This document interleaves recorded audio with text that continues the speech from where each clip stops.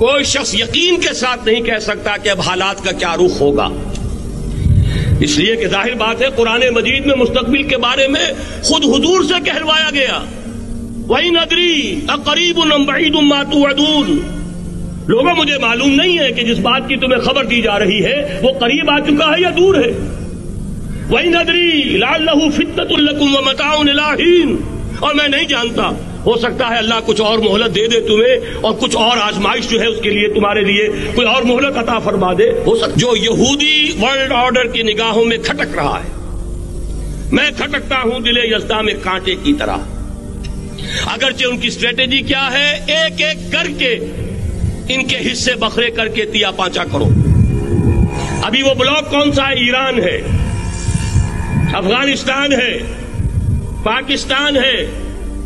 اور روسی ترکستان سے آزاد ہونے والی جو ریاستیں ہیں، یہ ایک سالڈ بلاک۔ یہ عجمی مسلمان عربی نہیں، عربی گئے، یہ نوٹ کر لیجئے، اس لیے کہ عربوں کو اللہ نے فضیلت دی تھی، محمد ان میں سے تھے صلی اللہ علیہ وسلم، یہ رتبہ بلند ملا جن کو مل گیا۔ لیکن ساتھ ہی اللہ نے دھمکی بھی دے دی تھی سورہ محمد میں، ان تتولوا یستبدل قوما غیرکم، اگر تم پیٹھ دکھا دو گے اس مشن کو جو ہم نے تمہارے حوالے کیا ہے، تمہیں ہٹائیں گے، کسی اور کو لے آئیں گے۔ اور یہ بات ہو چکی ہے 13ویں صدی عیسوی میں، 1258 میں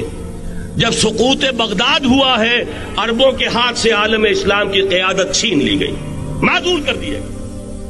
اس کے بعد قیادت کن کے ہاتھوں میں آئی؟ ترکوں کے ہاتھ میں۔ ترکان تیموری ہندوستان میں،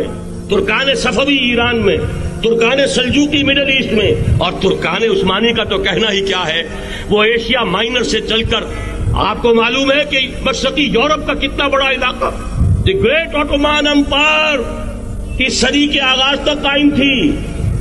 اس صدی میں عجیب عجیب معجزے ہوئے ہیں۔ گریٹ آٹومان امپائر جو 3 بر اعظموں پر محیط، نام و نشان ختم۔ The great U S S R, نام و نشان ختم۔ اب تو روس صاحب ایک ملک کی حیثیت سے رہ گئے۔ یہ اس صدی میں 2 ہوا، اور وقت نہیں ہے میں اور آپ کو کیا بتاؤں، اس صدی میں تو بڑے بڑے عجیب عجوبے ہوئے ہیں،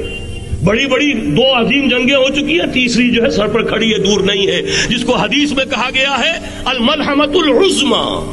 تاریخ انسانی کی عظیم ترین جنگ، اور وہی صلیبی جنگ جس کا آغاز بوسنیا سے ہو چکا ہے۔ بہرحال اس وقت جو میں کہہ رہا تھا، ورنہ میرے پاس تو یعنی یہ کہ درد دل کہنے کے لیے وقت نہیں ہے،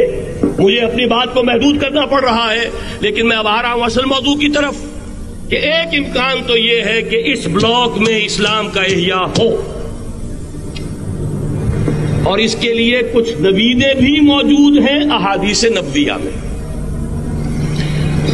وہ تو آپ نے سنا ہوگا اقبال کا شعر، میرے عرب کو آئی ٹھنڈی ہوا جہاں سے، میرا وطن وہی ہے، میرا وطن وہی ہے۔ حدیث میں آتا ہے یخرج ناس من المشرق یؤتون للمہدی، یعنی سلطان ہی، مشرق سے فوجیں نکلیں گی کہ جو کہ مہدی کی حکومت قائم کریں گی،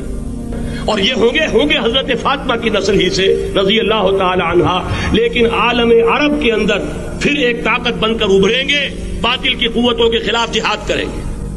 لیکن ان کو مدد آئے گی 2 طرف سے،